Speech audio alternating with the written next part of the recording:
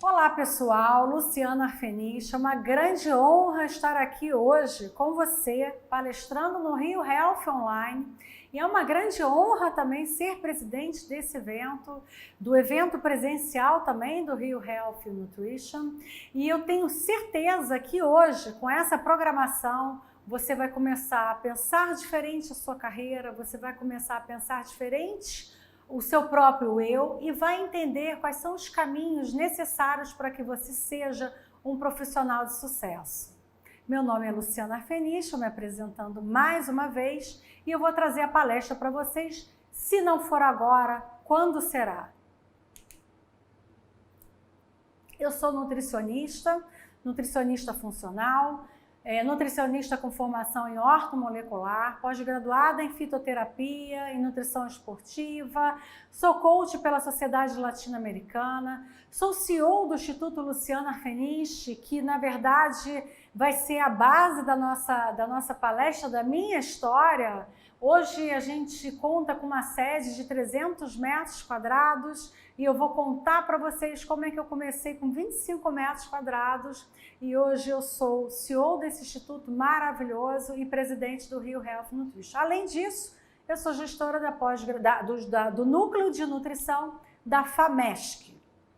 Bom, montar essa palestra foi tipo voltar àqueles tempos mais da infância, momentos de crescimento, foi uma grande reflexão, foi uma grande volta à minha essência. Isso foi possível até em função dessa pandemia, porque toda essa movimentação, tudo isso que acontece com a gente, ela tem duas opções. Ou você se movimenta, ou você vai ficar estagnado e vai ser engolido pela situação. Eu sou mulher, aliás, defensora do sexo feminino, eu sou mãe, eu tenho 2 filhos, Alexia e Andrew. Andrew hoje é diretor da parte comercial do Rio Health Nutrition, também do Instituto. Minha filha é advogada, sou casada, meu marido é engenheiro de formação, foi fotógrafo, na época que eu conheci ele era fotógrafo. Eu sou nutricionista e empreendedora. Eu adoro desafios, principalmente concretizá-los. Aliás, concretizar é uma grande referência. Eu sou uma pessoa que eu realmente faço, eu executo. Os meus projetos, é muito difícil eu iniciar alguma coisa e eu não terminar. Mesmo que seja difícil, mesmo que eu tenha que colocar ele de lado em algum momento para conseguir trazer ele de volta depois, eu sou uma realizadora. E isso, uma coisa também que faz parte da minha essência, por exemplo, que tem a ver com concretizar também, é essa frase que as pessoas falam, isso não será possível. Você quer me deixar irritada? É você falar para mim que alguma coisa não vai ser possível. Jamais diga do meu lado, isso não será possível, porque aí você vai mexer com a Ariana. Eu sou do signo de Áries, com ascendente Áries, então você já sentiu que não existe essa coisa de não vai acontecer, que não vai dar certo, você não vai poder fazer, não, eu vou fazer. E eu sempre pensei assim, eu vou fazer, se o outro faz, eu faço também, se o outro sabe, eu sei também, porque eu vou correr atrás, caminhar para conquistar isso tudo. Na maioria das vezes, o impossível, ele sempre é possível. Basta você utilizar as ferramentas corretas e existem ferramentas para você realizar seus sonhos e exatamente essas ferramentas que foram criadas por grandes gestores, grandes administradores, nas formações em coach, eu estou falando de coach sério, porque a formação que eu fiz em coach foi uma formação muito voltada para negócios, para business e também para alta performance. Também foi muito importante para mim essa formação, porque ela alinhou toda a minha forma de pensar. eu não me deixo desanimar. Eu sou muito boa em momentos de estresse, eu aprendi a trabalhar na guerra. Isso é bem típico do ariano, mas isso é real. Eu sou assim.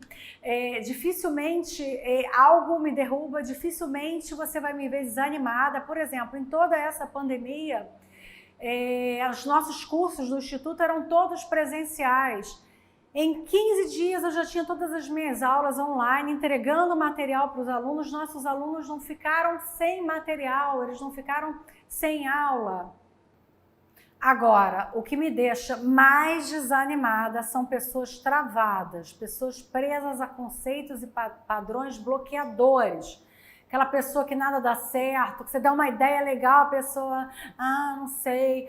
Então, assim, fujam desse tipo de pessoas. Se você é uma pessoa vibrante, se você tem boas ideias, quer colocar em prática, se você vê uma solução e o outro sempre te põe para baixo, se afasta dessas pessoas, porque é muito difícil a gente mudar o outro.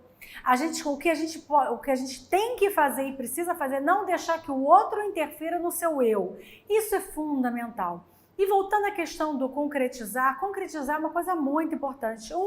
Conforme a minha outra palestra, que eu falei sobre o sistema mesolímbico de recompensa, concretizar gera dopamina. Então, como eu falo, eu gosto do jogo. É por isso que por exemplo, eu tenho um projeto.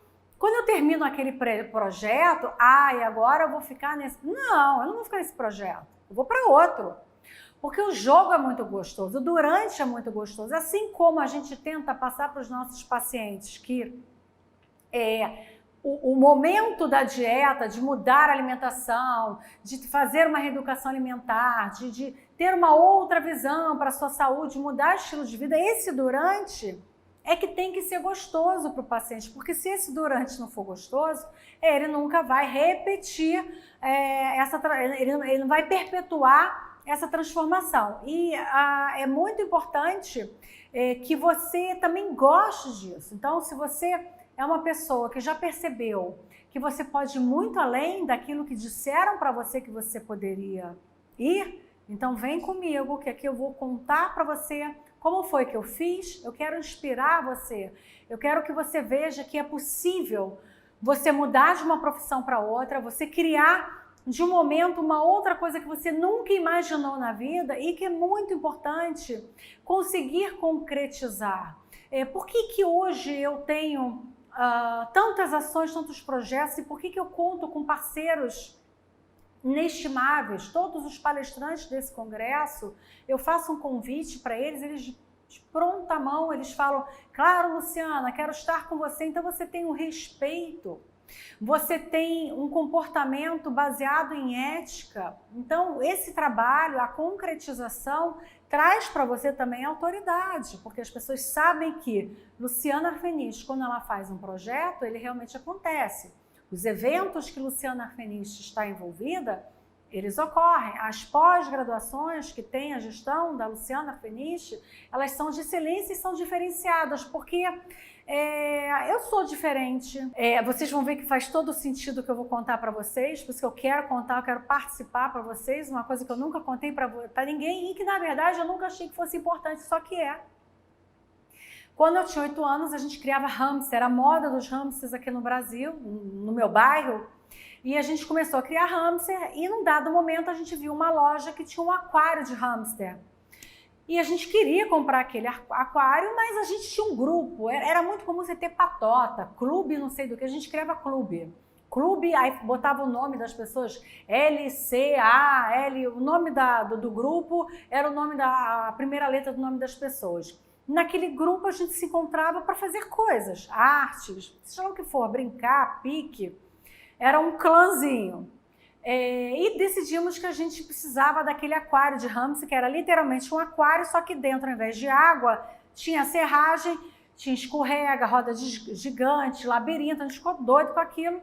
Vamos comprar isso. Como que a gente vai comprar? Nem pensou. Olha que interessante, que a gente nem pensou em pedir para os nossos pais. Sabe o que a gente fez?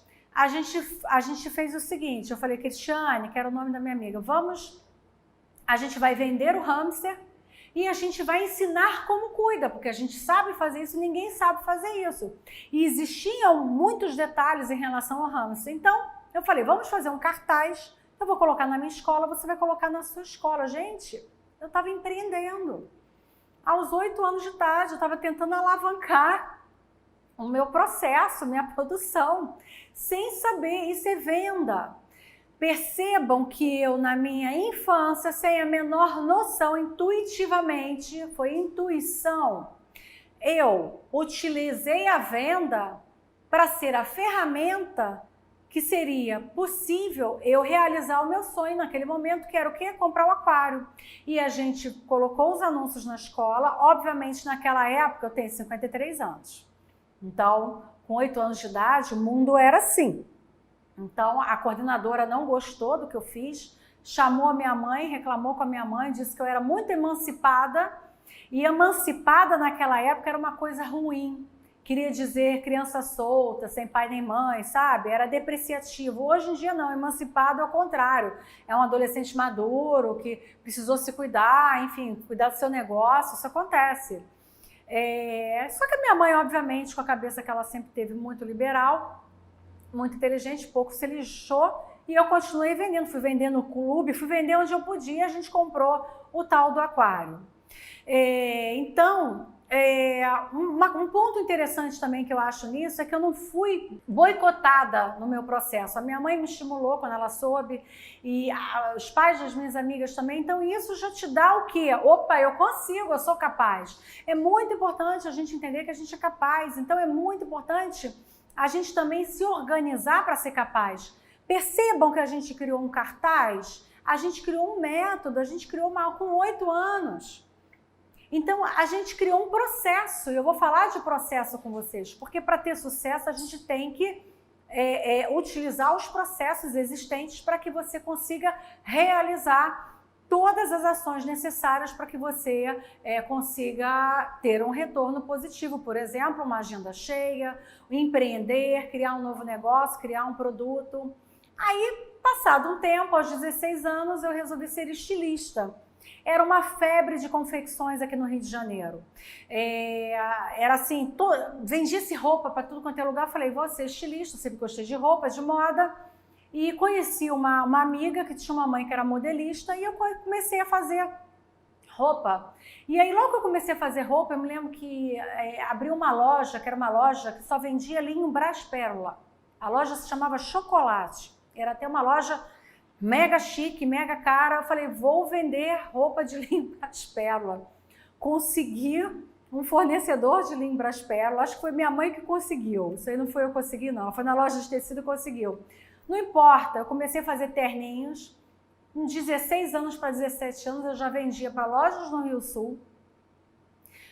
Não sei se elas compravam porque me achavam fofa, mas eu acho que não. Elas compravam porque elas compravam mesmo, era pedido. Eu ia com uma sacola de táxi para o Rio Sul, carregando, entrando nas lojas e mostrando o meu produto. Eu era uma vendedora.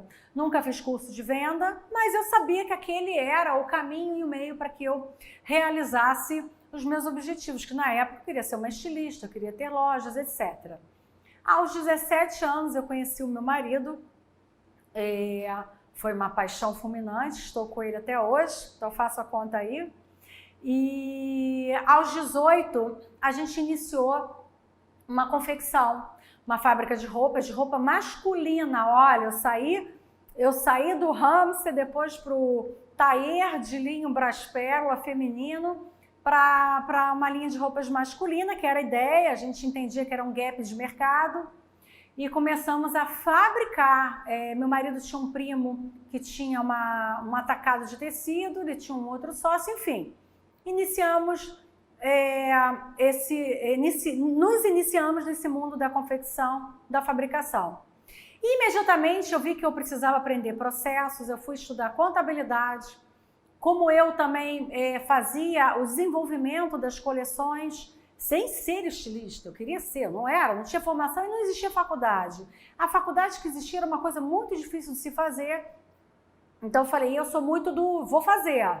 Então eu fui e fiz. Eu estudei História da Moda, eu estudei Desenho da Moda, eu estudei História da Arte, Isso me deu uma base de cultura para que eu conseguisse criar. Comecei a pesquisar revistas, assinar revistas de fora, era GQ, era Vogue, importada, era difícil de conseguir essas importações, não era simples assim, mas a gente conseguia. E a partir desse estudo a gente desenvolveu várias coleções.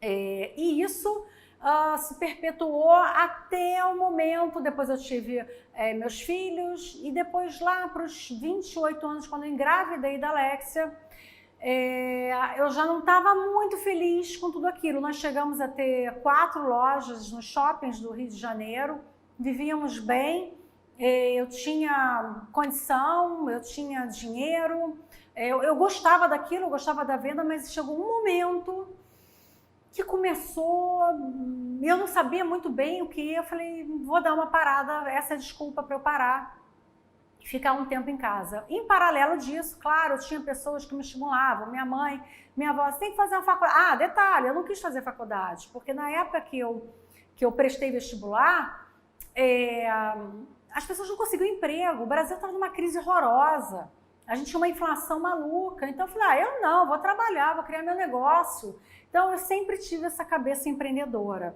E na verdade eu nunca quis trabalhar para alguém, eu sempre quis ter o meu negócio. Isso é uma coisa que realmente vem no sangue. Eu sempre entendi que eu teria o meu negócio, eu sempre entendi que eu era muito criativa e que eu faria coisas diferentes.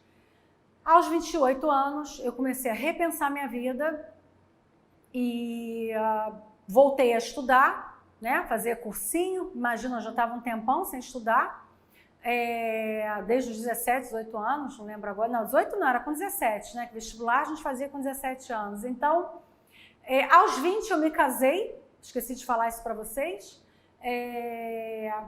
e entrei para a faculdade de nutrição e me formei aos 38 anos.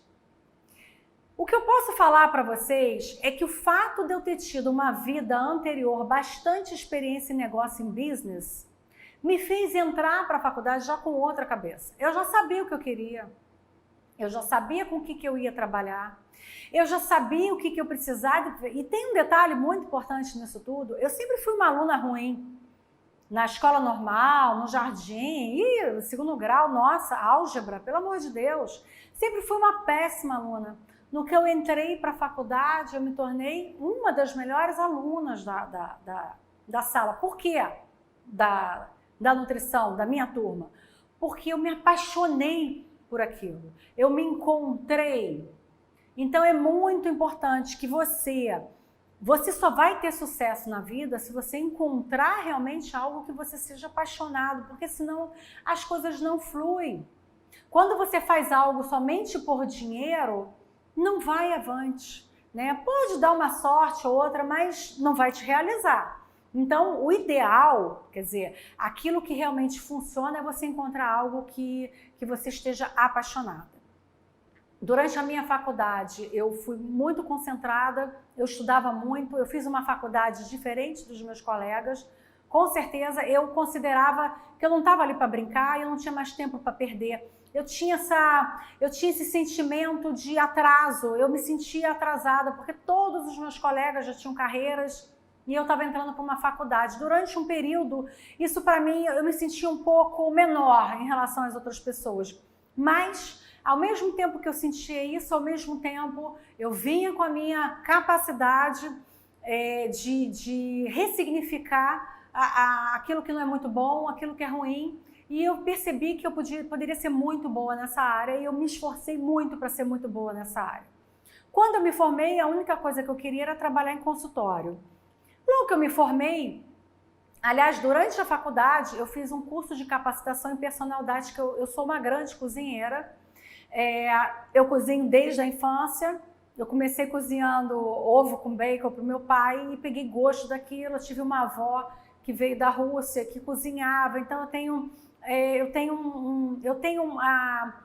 um afeto muito grande com a cozinha e eu aprendi a química da cozinha. E, obviamente, aos 38 anos, já era casada, já tinha família, já tinha feito N jantares, N festas, eu já tinha aprimorado bastante esse meu conhecimento e durante a faculdade eu testava muitas receitas. Então, quando eu me formei, eu já tinha acervo de receitas, eu já sabia que eu ia ter um consultório. Logo que eu me formei, eu criei um projeto de personal diet, um projeto que não era você ir na casa da pessoa e falar assim, vou te dar um cardápiozinho, vai custar R$50. Não, meu amor, eu criei um projeto. Eu entrava na casa do paciente, olhava a cozinha toda, analisava, fazia análise clínica de todos os componentes daquela família, criava um relatório para cada paciente daqueles, fazia treinamentos com a cozinheira e ainda elaborava um cardápio feito por mim. Naquela época, a gente não tinha um Google assim tão fácil, a parte da informática era muito limitada, já existia, mas não era como é hoje. E eu sabia que eu precisava ter o meu material. Uma coisa que eu acho muito importante, eu vou dar uma dica para vocês que estão se formando. Para com esse negócio de pegar o material do outro. Você pode até pegar uma base, mas crie o teu. Porque se você não tem o seu material, a hora que você for colocar ele na prática, você vai se dar mal, a receita não vai funcionar e o paciente vai ver que você não é aquilo que ele imaginava que você é. Então, é muito importante você testar as receitas, você experimentar, você criar o seu acervo de receitas. Nutricionista não pode se afastar da comida. A gente tem que conhecer alimento. Vocês precisam saber que a semente de chia misturada com água, ela aglutina, cria aquele tipo uma geleia, né? Que você consegue emulsificar não, você consegue gelatinizar algumas preparações, enfim, é super interessante. Estou dando um pequeno detalhe, você tem que aprender técnicas gastronômicas, o que é um buquê garni, o que é saltear, né? O que é um corte à julienne. Então, assim, eu fui estudar isso. Então, quando eu cheguei no meu serviço de personal diet, eu sabia todas as técnicas de corte, eu sabia as técnicas de panela, todas as técnicas de cocção. Então, eu misturava tudo que eu aprendi na UAN, que eu trabalhei numa grande empresa na época do estágio. Eu peguei uma empresa enorme e foi bem puxado esse estágio. Vou dizer para vocês que eu não gostava, mas eu penso da seguinte forma, já que eu estou num lugar que não me agrada, eu vou aproveitar o máximo daquilo ali. Eu vou aproveitar todos os mínimos detalhes que eu puder para utilizar na minha prática. E realmente foi muito importante. Tudo que eu aprendi na UAN foi fundamental para o meu serviço de personal diet. Pra vocês terem ideia, isso deve ter sido 2008, 2009 ou 2007. 2007 ou 2009 mais ou menos, eu já cobrava um serviço 4 mil, 3 mil. Talvez para uma pessoa solteira que me pedia um cardápio, sei lá, de 10 dias, fizesse um pouco mais barato, mas era um serviço caro e sofisticado, como tudo que eu faço. Eu nada faço de qualquer jeito ou uma coisa que seja medíocre. Tem que ser demais. Tem que ter aquele efeito, uau, cara, que bacana, que bom que eu contratei você, eu estou muito feliz por ter você aqui comigo, cuidando da minha família, me ensinando a comer, ainda me trazendo essas receitas sensacionais, que parece que eu estou comendo num restaurante. Era isso com meus clientes. Cliente, essa é a primeira coisa que você tem que aprender. Paciente é cliente, então você tem que tratar ele como cliente, você tem que ter o conceito da qualidade total. Aos 40 anos, isso eu segui no consultório. Na minha época mais ativa de consultório, eu tinha em média de 75, 80 pacientes por mês. Criei vários protocolos, criei uma parte estética dentro da minha clínica. Sempre ganhei muito bem, nunca me faltou cliente. Paralelamente ao serviço de personal diet, eu fazia visitas aos médicos. Quando eu me formei, não tinha Instagram, perfil, que isso? Você mal tinha um site, tudo era por e-mail ou boca a boca. Eu visitava os médicos, eu levava o meu cartão e eu mostrava a minha postura, os meus projetos, e eles me indicavam pacientes, mesmo sendo recém-formada. Aí eu tirava uma vantagem, porque como eu era mais velha, eles achavam que eu era formada há muito tempo. Nunca ninguém me perguntou quanto tempo eu tinha de formada. E eu também não falava. Então, a gente tem que aprender a aproveitar as vantagens que a gente tem em relação à concorrência e os nossos diferenciais para você conseguir colocar um projeto de pé e ganhar dinheiro com ele. Aos 40 anos, eu comecei a trabalhar com eventos, a gente começou com congresso, tive algumas sócias e foi mudando. No começo, olha, errei, foi difícil, paguei alguns micos, né, como a gente falava antigamente, foi muito sacrificante, foi complicado, porque a gente queria fazer uma coisa bacana, mas a gente não sabia bem o que fazer. É o famoso, eu não tinha processos no meu primeiro evento, na minha primeira vez que eu fui trabalhar com evento, foi tudo assim, sabe? Vai acontecendo, eu vou fazendo, que isso não é bom, eu fui aprender isso depois. Lá para os 42 anos, a empresa de congresso, ela se manteve durante 9 anos, eu fiz 8 congressos com essa empresa, até que eu descobri uma vocação que eu não conhecia, ser coordenadora de pós-graduação. Eu queria muito fazer uma pós-graduação aqui no Rio de Janeiro, em São Paulo, mas eu falei, eu não quero ir para São Paulo fazer essa pós. E a partir dos congressos eu conheci essa instituição e o gestor dessa instituição, e ele falou, traz minha pós para o Rio de Janeiro. Tá bom, vou trazer. Eu levei 2 anos até eu conseguir montar a primeira turma. Eu montei essa primeira turma sozinha. Naquela época eu não tive ajuda. Assim que eu montei essa turma, quase 40 alunos, eu liguei para minha contadora, eu falei assim, Heloísa, pelo amor de Deus, me arruma alguém para me ajudar com planilha, porque eu tô com uma turma assim, eu preciso organizar. Vejam que eu já entendi, assim, eu nunca tinha feito curso de coach, nada disso nessa época. Não existia Instagram, live, YouTube, nada disso.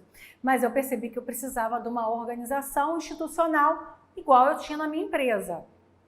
Ali eu percebi que eu comecei a entrar numa outra seara. E você lidar com alunos, com a formação de alunos, é uma coisa muito séria, tem que ser perfeito. E eu sou perfeccionista nesse ponto.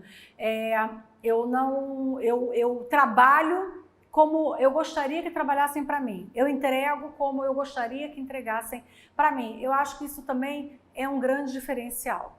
E aí, dos 42 aos 53, eu construí o Instituto Luciana Arfeniche. Hoje é uma sede com 300 metros quadrados, sempre foi meu sonho. Eu queria ter um espaço com cozinha, isso é praticamente impossível aqui no Rio de Janeiro.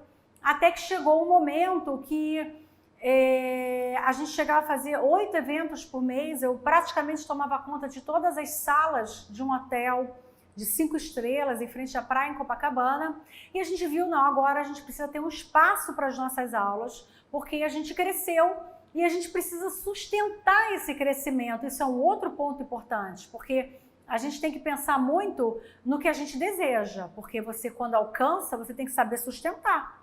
Sustentar o seu desejo requer processo, requer dinheiro, requer reserva, requer mais trabalho. Então, são decisões que você precisa tomar baseadas em ferramentas, em estudos, e muitas vezes até com uma consultoria, para que você não dê um passo equivocado, depois ponha tudo a perder por um erro processual.